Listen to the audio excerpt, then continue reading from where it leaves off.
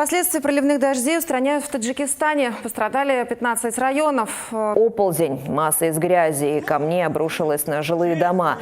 Продукты, одежда, средства гигиены, но и главное – строительные материалы. В этом сейчас нуждаются жители 15 районов Таджикистана. Они пострадали от селевых паводков. Наконец-то власти начали реагировать. Досмотрите это видео до конца, и вы узнаете, на что наконец решилось правительство нашей страны. Подписывайтесь на наше обновление, будете в курсе всех последних и важных событий. В Рагуне построили приют для жертв стихийных бедствий. Об этом сообщили в пресс-службе Комитета по чрезвычайным ситуациям и гражданской обороне Таджикистана. Современное одноэтажное здание расположено в селе Калтаха.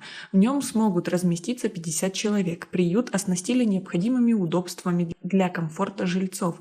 Здесь есть спальня с телевизором, кухня и многое другое.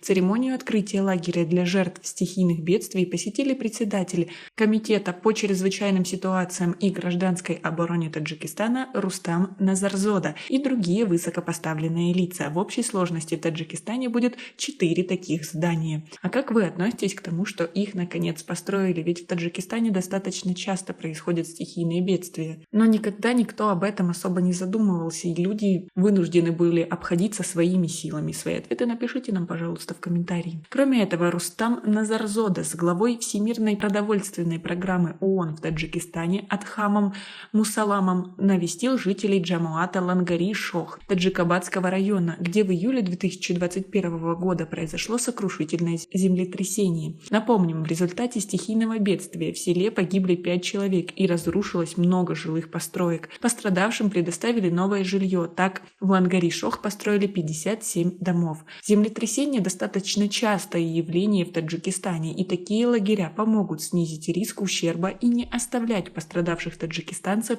без крыши над головой. А как вам такое решение проблемы? Свои ответы напишите нам, пожалуйста, в комментарии. У нас пока на этом все. Оцените наше видео подпиской и лайком. До скорой встречи!